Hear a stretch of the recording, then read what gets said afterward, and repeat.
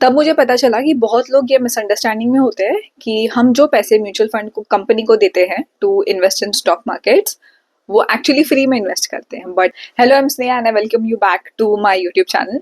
Recently I had a conversation with my friend, जिसको मैंने पूछा कि आप कौन कौन से म्यूचुअल फंड में इन्वेस्ट करते हो, और उसने 4-5 म्यूचुअल फंड के नाम बताए and I had to ask him कि यार इस म्यूचुअल फंड का एक्सपेंस रेशियो कितना है। And to my surprise he was clueless कि एक्सपेंस रेशियो क्या था। तब मुझे पता चला कि बहुत लोग ये मिसअंडरस्टैंडिंग में होते हैं कि हम जो पैसे म्यूचुअल फंड को कंपनी को देते हैं to invest in stock markets वो एक्चुअली फ्री में इन्वेस्ट करते हैं। बट ऐसा होता नहीं है। म्यूचुअल फंड कंपनीज आपके पैसे फ्री में मैनेज नहीं करते। They charge something called as an expense ratio. हर म्यूचुअल फंड स्कीम का जो भी म्यूचुअल फंड स्कीम आप ले लो, हर स्कीम का एक एक्सपेंस रेशियो होता है। अब ये एक्सपेंस रेशियो एक्चुअली होता क्या है, देखो, म्यूचुअल फंड कंपनीज को भी अपने खर्चे निकालने होते हैं। उनके बहुत सारे खर्चे होते हैं, जैसे advertisement, marketing, distribution, transaction fees, custodian fees, audit fees, उनको उनके स्टाफ को सैलरी देनी होती है। ये सारे खर्चे निकालने के लिए वो लोग इन्वेस्टर से एक फीस चार्ज करते हैं, which is called as an expense ratio. Expense ratio ना यूजुअली एक परसेंटेज होता है, जैसे 0.5% per year, 0.6% per year, 1% per year. हर स्कीम का ये एक्सपेंस रेशियो अलग अलग होगा, बट सेबी ने डायरेक्ट किया हुआ है कि इस कैटेगरी की म्यूचुअल फंड स्कीम को मैक्सिमम एक्सपेंस रेशियो इतना ही रखना होता है।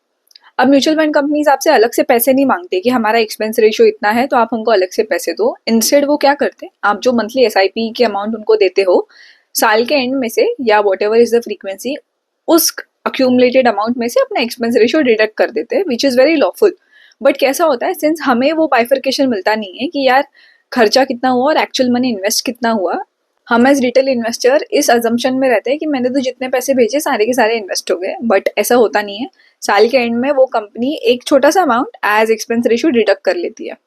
Now let's try to understand कि एक्सपेंस रेशियो की रिकवरी कंपनी करती कैसी है। अगर आपने आज साल के बिगिनिंग में 1 लाख रुपए इन्वेस्ट कर दिए, साल के एंड में उस 1 लाख रुपए की वैल्यू हो गई 1,10,000 रुपए, और म्यूचुअल फंड ने बोला कि मेरा एक्सपेंस रेशियो इज 1%, तो ये जो 1% है वो आपके 1 लाख रुपए पे नहीं लगेगा, ये लगेगा आपके 1,10,000 रुपए पे। तो वो 1,100 रुपए इस इन्वेस्टेड अमाउंट में से डिडक्ट कर लेंगे।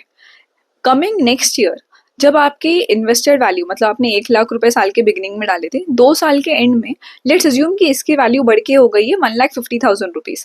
अब जो 1% एक्सपेंस रेशियो है that will be levied on that 1,50,000 rupees and not on the existing 1 lakh rupees. तो जो 1% एक्सपेंस रेशियो लगता है, जिसको पता है कि एक्सपेंस रेशियो लगता भी है, they are under the assumption कि यार ये एक्सपेंस रेशियो तो मेरे इन्वेस्टेड वैल्यू पे लगता है। It is not that.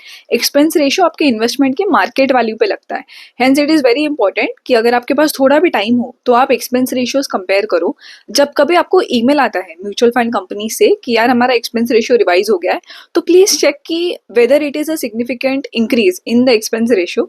You should do basic comparison before investing. ये छोटे छोटे कंपैरिजन से आपके वेल्थ में in the long term 10 to 15% का डिफरेंस आ सकता है। अगर आपको ये वीडियो यूजफुल लगा तो please press the like button and subscribe to my channel. I will see you next time.